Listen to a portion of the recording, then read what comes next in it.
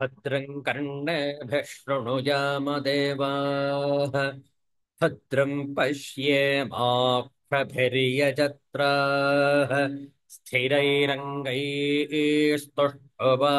स्थिरैरङ्गैस्तुष्टुवागुंसस्तनूभिः व्यशेमदेवहितं यदायुः स्वस्ति न इन्द्रो वृद्धश्रवाः स्वस्ति नः पूषा विश्ववेदाः स्वस्ति नस्तार्क्ष्यो अरिष्टनेमिः स्वस्ति नो बृहस्पतिर्दधातु ॐ शान्तिः शान्तिः शान्तिः हरिः ॐ श्रीगुरुभ्यो नमः हरिः ॐ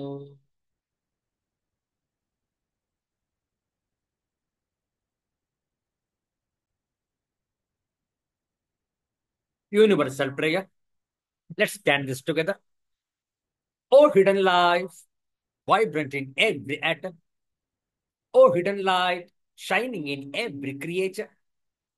O hidden love, embracing all in oneness.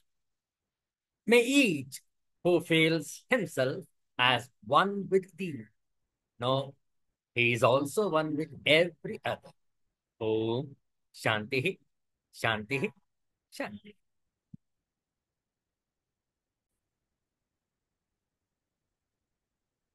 ಇಂದು ಚೈತ್ರ ಬಹುಳ ಅಮಾವಾಸ್ಯೆ ಆದಿತ್ಯವಾಸರ ಏಪ್ರಿಲ್ ತಿಂಗಳ 27ನೆಯ ತಾರೀಕು 2025ನೆಯ ಇಸವಿ ಶ್ರೇಷ್ಠವಾದಂತಹ ಈ ಆದಿತ್ಯವಾಸರ ಚೈತ್ರ ಅಮಾವಾಸ್ಯೆಯಂದು ಧನ್ಯಾಷ್ಟಕಂ ಆಚಾರ್ಯ ಶಂಕರ ವಿರಚಿತ ಧನ್ಯಾಷ್ಟಕಂ ಇದರ ಪಾರಾಯಣ ಶ್ರದ್ಧೆಯಿಂದ ಆಲಿಸುವಂತವರಾಗಿ ಧನ್ಯಾಷ್ಟಕಂ ತಜ್ಞಾನಂ ಪ್ರಶಮಕರಂ ಯದಿಂದ್ರಿಯಾಣಾಂ ತಜ್ಞೇಯಂ ಯದುಪನಿಷತ್ಸು ನಿಶ್ಚಿತಾರ್ಥಂ ते धन्या भुवि परमार्थनिश्चितेः शेषास्तु भ्रमनिलये परिभ्रमन्ति आदौ विजित्य विषयान् पदमोहराग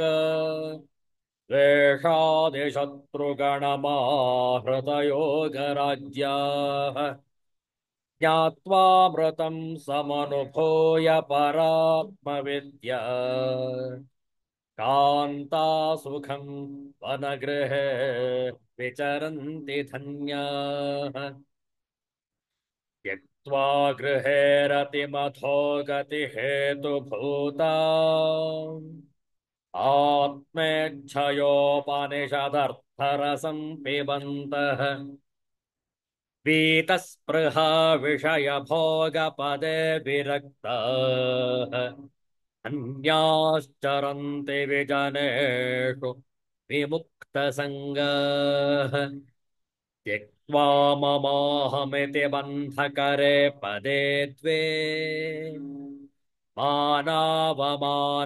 मानावमानसदृशाः समदर्शिनश्च कर्तारमन्यमवगम्य तदर्पितानि कुर्वन्ति कर्म परिपाकफलानि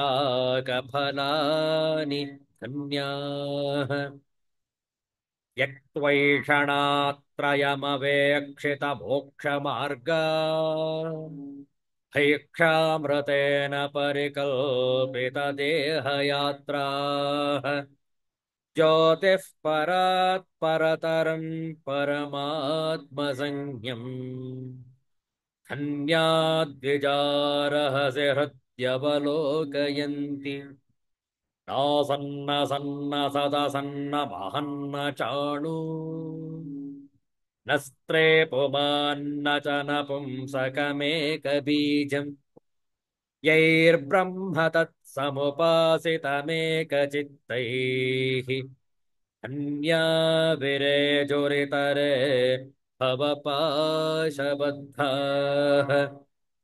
अज्ञानपङ्कपरिमग्नमपेतसारम् दुःखालयम् वर्णजन्मजरावसक्तम् संसारबन्धनमनित्यमवेक्ष्य धन्याः ज्ञानासिना तदवतीर्य विनिश्चयन्ति शान्तैरनन्यमतिभिर्मधुरस्वभावैः एकत्वनिश्चितमनोभिरपेतमोहैः साकं वनेषु विदितात्मपदस्वरूपैः तत्त्वस्तु सम्यगनिशं विमृशन्ति धन्याः अहिमिव अहिमिव जनयोगं सर्वदा वर्जयेद्यः कुणपमिव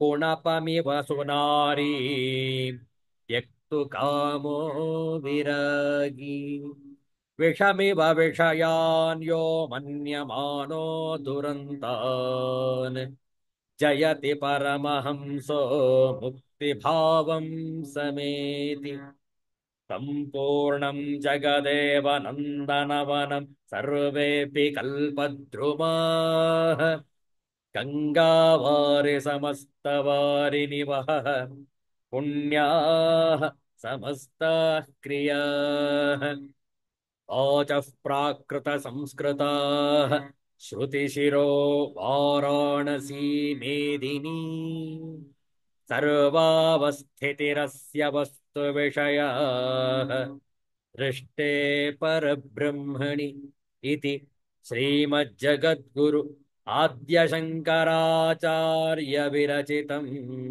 धन्याष्टकम् सम्पूर्णम्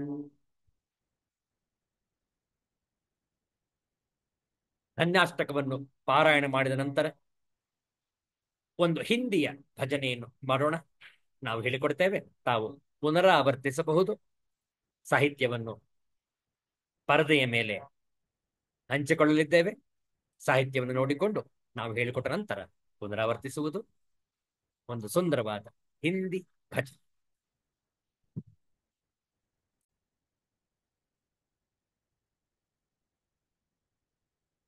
कृष्ण गोविंद गोपाल गाते चलो,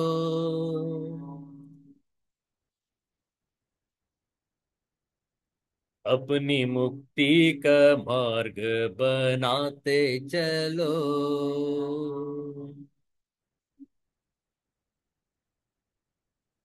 कृष्ण गोविंद गोपाल गाते चलो,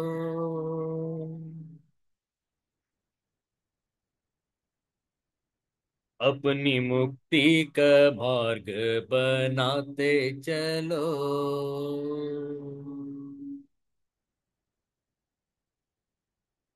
काम करते रहो, नाम जपते रहो,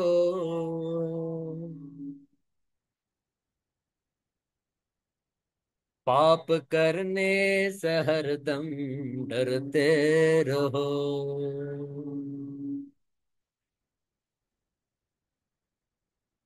काम धन का खजाना बढ़ाते चलो,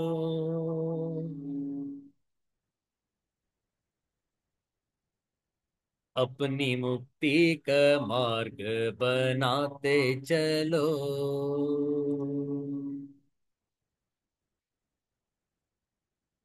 लोग कहते हैं भगवान आते नहीं, द्रौपदी की तरह तुम बुलाते नहीं,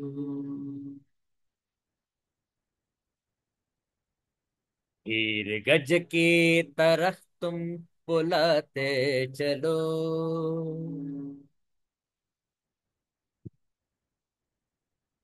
अपनी मुक्ति का मार्ग बनाते चलो।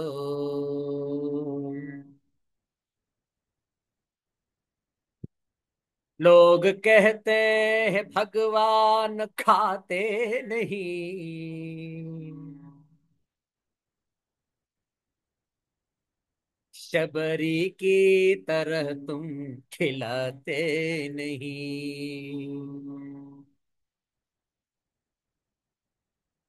साग जैसे विदुर की खिलाते चलो।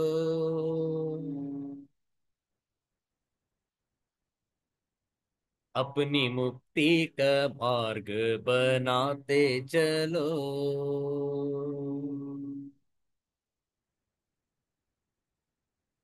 सुख में भूलो नहीं, दुख में रो नहीं।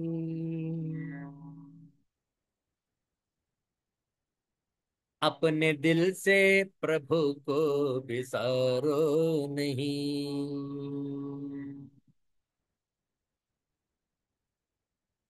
आया जाली को दिल से हटाते चलो।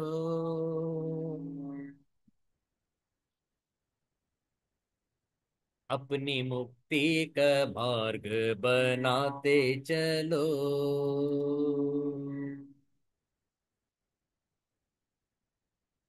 दया आएगी उसको कभी ना कभी।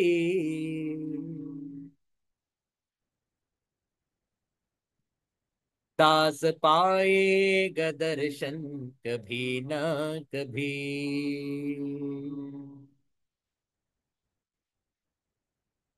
ऐसा विश्वास दिल में जमाते चलो।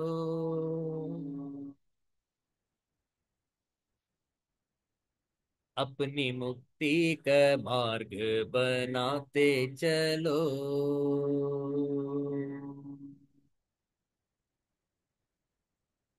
अपनी मुक्ति का मार्ग बनाते चलो।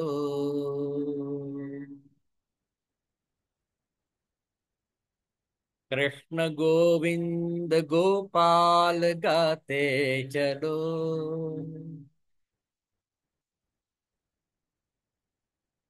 अपनी मुक्ति का मार्ग बनाते चलो।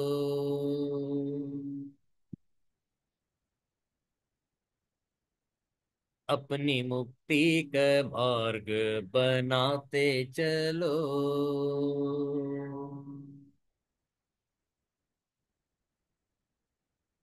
गोविंद नाम संकीर्तनम गोविंद गोविंद।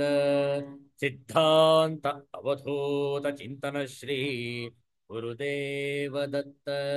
जय जय रघुवीर समर्थ श्री सद्गुरुनाथ महाराज की जय। हर हर नमः पार्वती पतये। हर हर महादेव शंभो।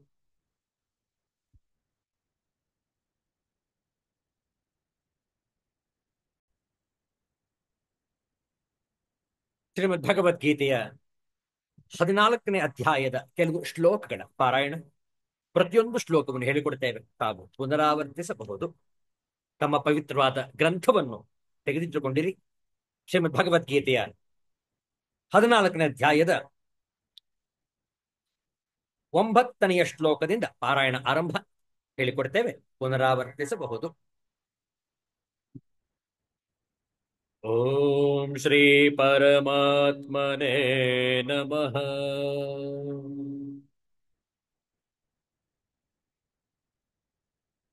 अथ चतुर्दशोऽध्यायः।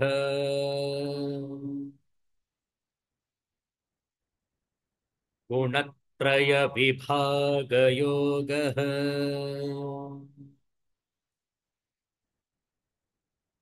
श्रीभगवानुवाच सत्त्वं सुखे सञ्जयति, रजः कर्मणि भारत, ज्ञानमावृत्य तु तमः, प्रमादे सञ्जयत्युत।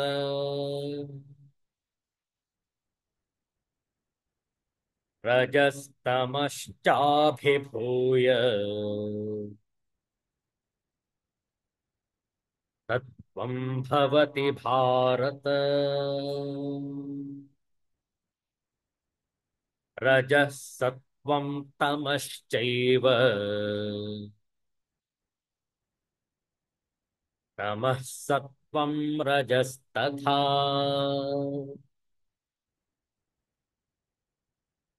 सर्वद्वारेषु देहेऽस्मिन्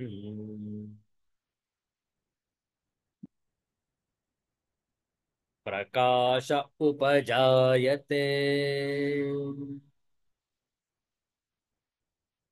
ज्ञानं यदा तदा विद्यात्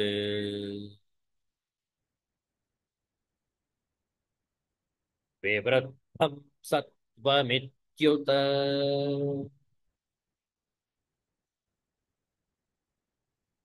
लोभः प्रवृत्तिरारम्भः कर्मणामशमः स्पृहा।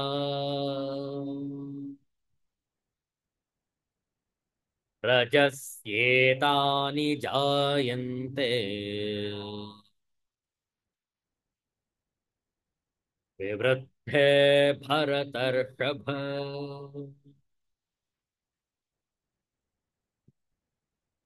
ॐ शान्तिः शान्तिः शान्तिः। हरिः ॐ श्रीगुरुभ्यो नमः। हरिः ॐ।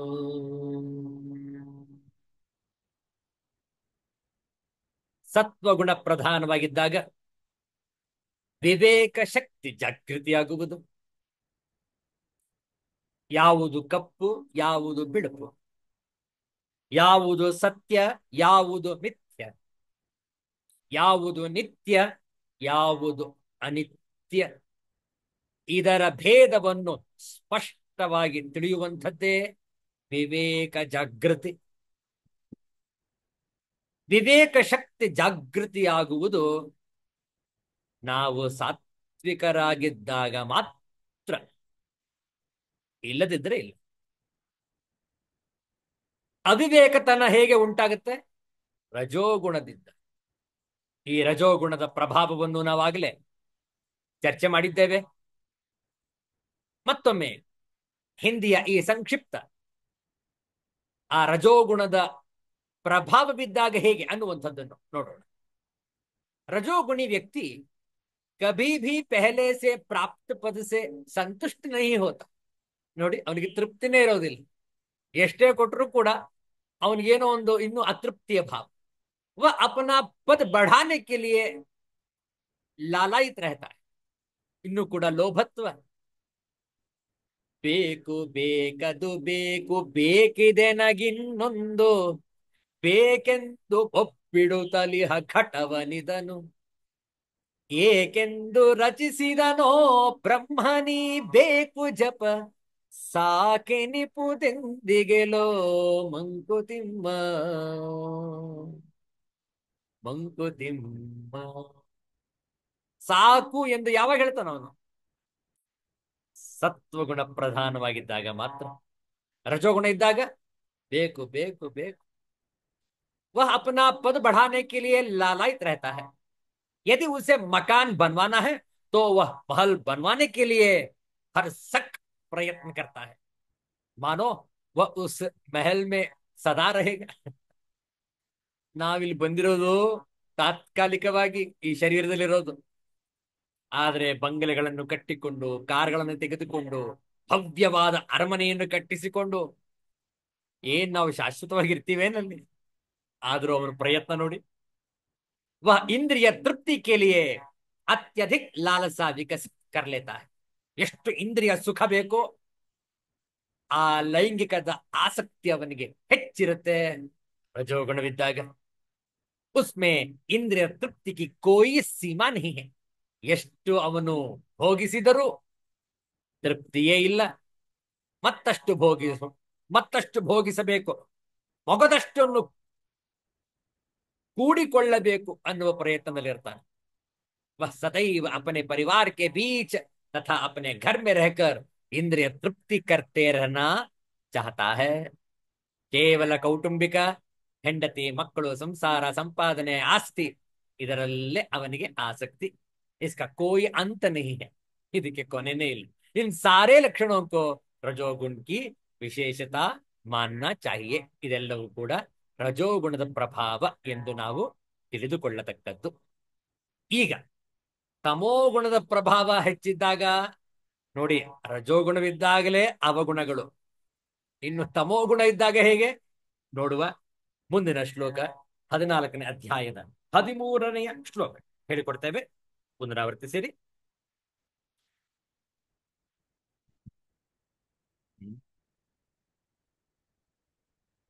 ಅಪ್ರಕಾಶೋ ಪ್ರವೃತ್ತಿಶ್ಚ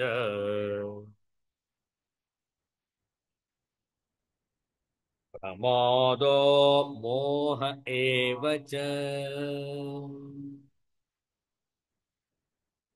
ತಮಸ್ಯೇತಾನಿ ಜಾಯಂತೆ ವಿವೃದ್ಧೇ ಕುರು ನಂದನ.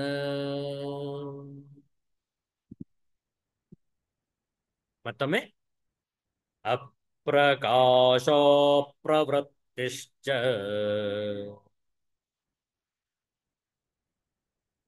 ಪ್ರಮಾದೋ ಮೋಹ ಏವ ಚ ತಮಸ್ಯೇತಾನಿ ಜಾಯಂತೆ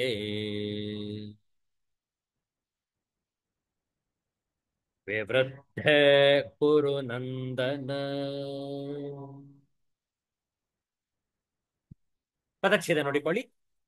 ಅಪ್ರಕಾಶ ಅಪ್ರವೃತ್ತಿ ಚ ಪ್ರಮಾದ ಮೋಹ ಏವ ಚ ತಮಸಿ ಏತಾನಿ ಜಾಯಂತೆ ವಿವೃದ್ಧೇ ಕುರು ನಂದನ. ಅನ್ವಯಾರ್ಥ: ಹೇ ಕುರುನಂದನ, ಹೇ ಅರ್ಜುನ, ತಮಸಿ ವಿವೃದ್ಧೆ ತಮೋಗುಣವು ಹೆಚ್ಚಾದಾಗ ಅಪ್ರಕಾಶ ಅಂತಃಕರಣ ಮತ್ತು ಇಂದ್ರಿಯಗಳಲ್ಲಿ ಅಂಧಕಾರ. ನೋಡಿ, ಅಪ್ರಕಾಶ ಅಂದ್ರೇನು? ಅಲ್ಲಿ ಬೆಳಕೇ ಇಲ್ಲ, ಕತ್ತಲೆ.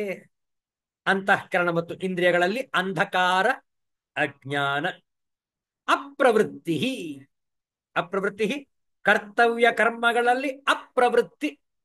ಯಾವುದನ್ನು ಮಾಡಬೇಕು ಮಾಡುವುದೇ ಇಲ್ಲ. ಆಲಸ್ಯ, ಜಾಡ್ಯ, ನಿದ್ರೆ. ಚ ಮತ್ತು ಪ್ರಮಾದ ವ್ಯರ್ಥ ಚೇಷ್ಟೆಗಳು. ಕೇವಲ ಯಾವುದೋ ಒಂದು ಕೆಟ್ಟ ಹವ್ಯಾಸ, ಚಟ, ಇದಕ್ಕೆ ಒಳಗಾಗಿ ಪ್ರಮಾದ ದೋಷವನ್ನ ಇಟ್ಟುಕೊಂಡಿರ್ತಾನೆ ತಮೋಗುಣಿಯವನು. ಚ ಮತ್ತು ಮೋಹ. ಮೋಹ ಅಂಧಕಾರ, ತಮಸ್ಸು, ಅಜ್ಞಾನದ ಪ್ರಭಾವವೇ ಮೋಹ. ಮೋಹ ಇಲ್ಲಿ ನಿದ್ರೆ ಅಂತ ಅರ್ಥ. ನಿದ್ರೆ ಮೊದಲಾದ ಅಂತಃಕರಣದ ಮೋಹಿನಿ ವೃತ್ತಿಗಳು. ನಿದ್ರೆ ಅಂದ್ರೆ ರಾತ್ರಿ ಹೊತ್ತು ನಿದ್ದೆ ಮಾಡುವಂಥದ್ದಲ್ಲ.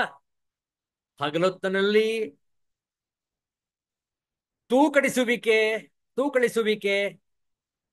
ಮತ್ತು ಸಮಯವನ್ನು ವ್ಯರ್ಥ ಕಳೆಯುವಿಕೆ ಮೋಹ.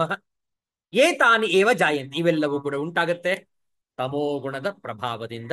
ತಮೋಗುಣವು ಹೆಚ್ಚಾದ ತಾತ್ಪರ್ಯ ನೋಡಿಕೊಳ್ಳಿ. ಇಲ್ಲಿ ಅರ್ಜುನ, ತಮೋಗುಣವು ಹೆಚ್ಚಾದಾಗ ಅಂತಃಕರಣ ಮತ್ತು ಇಂದ್ರಿಯಗಳಲ್ಲಿ ಅಂಧಕಾರ, ಕರ್ತವ್ಯ ಕರ್ಮಗಳಲ್ಲಿ ಅಪ್ರವೃತ್ತಿ, ವ್ಯರ್ಥ ಚೇಷ್ಟೆಗಳು ಹಾಗೂ ನಿದ್ದೆ ಮುಂತಾದವು ಅಂತಃಕರಣವನ್ನು ಮೋಹಿತಗೊಳಿಸುವ ವೃತ್ತಿಗಳು ಇವೆಲ್ಲವೂ ಉಂಟಾಗುತ್ತವೆ. ನೋಡಿ, ಹಿಂದಿ ಹಾಗೂ ಆಂಗ್ಲ ಭಾಷೆಯ ಅನುವಾದ. जब तमोगुण में वृद्धि हो जाती है तो हे कुरुपुत्र, अंधेरा, जड़ता, प्रमत्तता तथा मोह का प्राकट्य होता है. ओ son of Kuru, when there is an increase in the mode of ignorance, madness, illusion, inertia and darkness are manifested. ಇಲ್ಲೂ ಕೂಡ ಸಂಕ್ಷಿಪ್ತವಾದ ಅರ್ಥ ಇದೆ, ನೋಡುವ ಹಿಂದಿಯಲ್ಲಿ. ಜಹಾ ಪ್ರಕಾಶ ನಹಿ ಹೋತಾ वहां ज्ञान, ಅನುಪಸ್ಥಿತ್ रहता है. ಎಲ್ಲಿ ಪ್ರಕಾಶ ಇರುವುದಿಲ್ಲವೋ ಅಲ್ಲಿ ಜ್ಞಾನದ ಅನುಪಸ್ಥಿತಿ, ಅಲ್ಲಿ ಜ್ಞಾನವು ಇರುವುದಿಲ್ಲ, ಉಪಸ್ಥಿತಿ ಇರುವುದಿಲ್ಲ. तमोगुणी व्यक्ति किसी नियम के बंध कर कार्य नहीं करता, वह अकारण ही अपनी सनक के अनुसार कार्य करना चाहता है. यद्यपि उसमें कार्य करने की क्षमता होती है किंतु वह परिश्रम नहीं करता. यह मोह कहलाता है. यद्यपि चेतना रहती है लेकिन जीवन निष्क्रिय रहता है. ये तमोगुण के लक्षण हैं. ನೋಡಿ ತಮೋಗುಣಗಳ ಲಕ್ಷಣ ಹೇಗಿದೆ. ಈ ಒಂದು 13ನೆಯ ಶ್ಲೋಕಕ್ಕೆ ಆಚಾರ್ಯ ಶಂಕರರ ಭಾಷ್ಯವನ್ನು ನೋಡೋಣ. ಅತ್ಯಂತ ಸೊಗಸಾಗಿದೆ, ಅತ್ಯಂತ ಸಂಕ್ಷಿಪ್ತವಾಗಿಯೂ ಇದೆ.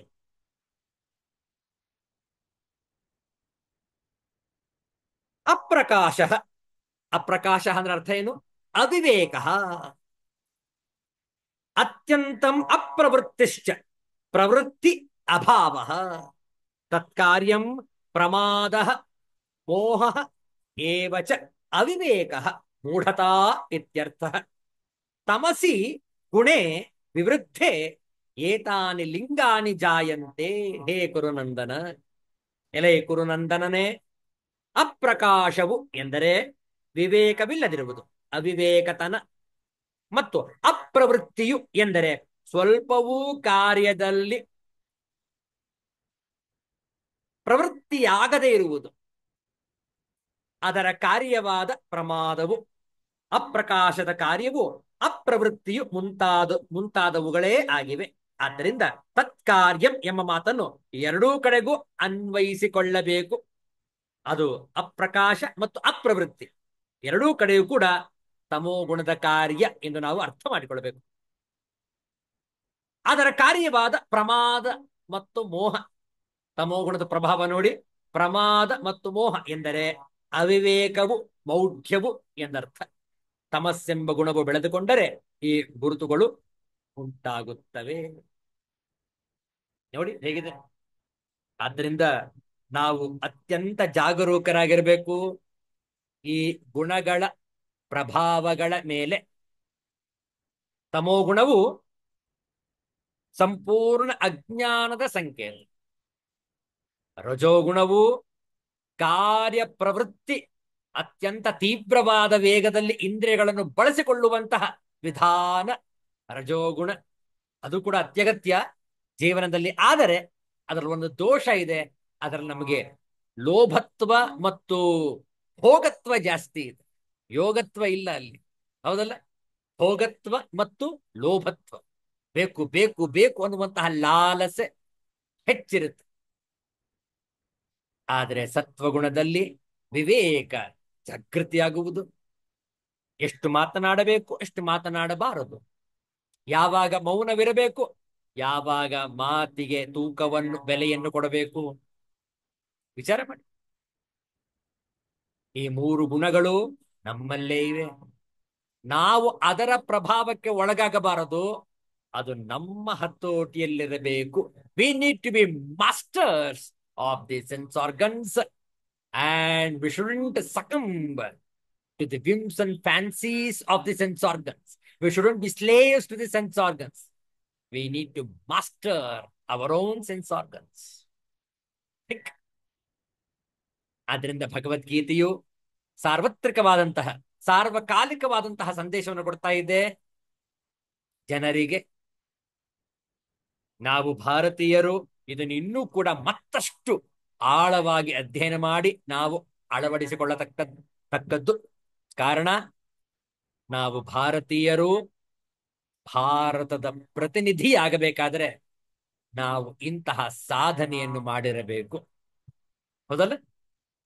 ಆದ್ರಿಂದ ಭಾರತೀಯರು ಪ್ರತಿಯೊಬ್ಬರೂ ಕೂಡ ಶ್ರೀಮದ್ ಭಗವದ್ಗೀತೆಯನ್ನು ಅಧ್ಯಯನ ಮಾಡಿ 3 ಗುಣಗಳು ಯಾವ ರೀತಿ ನಮ್ಮ ಮೇಲೆ ಪರಿಣಾಮವನ್ನು ಬೀರ್ತವೆ ಅನ್ನುವುದನ್ನು ಅರ್ಥ ಮಾಡಿಕೊಂಡು, ಯಾವುದು ಸಮಾಜಕ್ಕೆ ಹಿತವೋ, ಯಾವುದು ಸ್ವಯಂ ನಮ್ಮ ಸ್ವಂತಕ್ಕೆ ಯಾವುದು ಅತ್ಯಂತ ಹಿತವೋ ಅಂತಹ ಒಂದು ಗುಣವನ್ನು ಇಟ್ಟುಕೊಂಡು ನಾವು ಕಾರ್ಯಪ್ರವೃತ್ತರಾಗುತ್ತಾ ನಮ್ಮನ್ನು ನಾವು ಉದ್ಧರಿಸಿಕೊಳ್ಳಬೇಕು.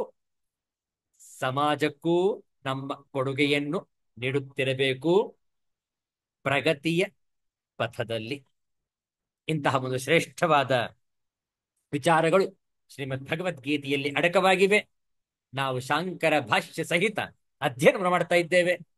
ಉಳಿದ ವಿಚಾರಗಳನ್ನು ಮುಂದಿನ ವಾರ ಮುಂದುವರಿಸೋಣ. ಮುಂದಿನ ವಾರ ಅತ್ಯಂತ ಸೂಕ್ಷ್ಮವಾದ ವಿಚಾರವಿದೆ ನೋಡಿ. ಈಗ 3 ಗುಣಗಳು ಪ್ರಧಾನವಾಗಿದ್ದಾಗ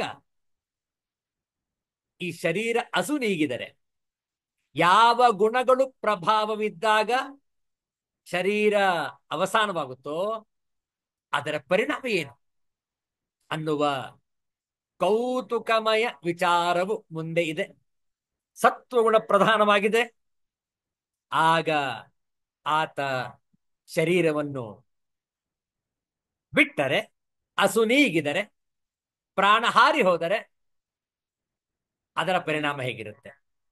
ಅದೇ ಅವಸಾನವಾಗುವ ಸಮಯದಲ್ಲಿ ತಮೋಗುಣಿಯಾಗಿದ್ದರೆ, ರಜೋಗುಣಿಯಾಗಿದ್ದರೆ ಅದರ ಪ್ರಭಾವ ಹೇಗೆ, ಅದರ ಪರಿಣಾಮ ಹೇಗೆ ಅನ್ನುವಂತಹ ವಿಚಾರವನ್ನು ಮುಂದಿನ 2-3 ಶ್ಲೋಕದಲ್ಲಿ ಕೊಡಲಾಗಿದೆ.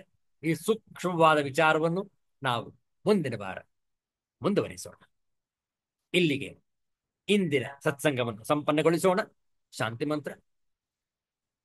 ಓಂ ಅಸತೋ ಮಾ ಸದ್ಗಮಯ ತಮಸೋ ಮಾ ಜ್ಯೋತಿರ್ಗಮಯ ಮೃತ್ಯೋರ್ಮಾ ಅಮೃತಂಗಮಯ.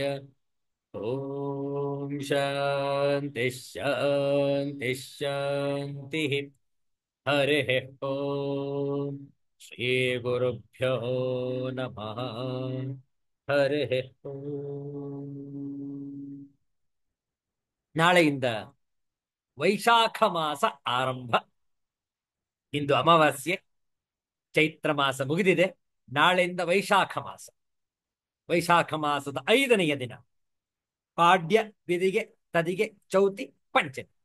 5ನೆಯ ದಿನ ವೈಶಾಖ ಶುದ್ಧ ಪಂಚಮಿ, ಆದಿಶಂಕರಾಚಾರ್ಯರ ಜಯಂತಿ ಹಾಗೂ ಶ್ರೀ ರಾಮಾನುಜಾಚಾರ್ಯರ ಜಯಂತಿಯೂ ಹೌದು. ನಾವು ಶ್ರದ್ಧಾ ಭಕ್ತಿಗಳಿಂದ ಆಚಾರ್ಯರನ್ನು ನಮಿಸಿ ಸ್ಮರಿಸಿ ಅವರ ಉಪದೇಶಗಳನ್ನು ನಾವು ಸದಾ ಸ್ಮರಣೆಯಲ್ಲಿಟ್ಟುಕೊಂಡು ಆಚರಣೆಗೆ ತರೋಣ. ಜನ್ಮವನ್ನು ಸಾರ್ಥಕ ಮಾಡಿಕೊಳ್ಳೋಣ. ಮತ್ತೆ ಮುಂದಿನ ವಾರ ಭೇಟಿಯಾಗೋಣ. ಎಲ್ಲರಿಗೂ ಒಳಿತಾಗಲಿ. ಎಲ್ಲರಿಗೂ ಶುಭವಾಗಲಿ. ಜೈ ಶ್ರೀ ಗುರುದೇವ.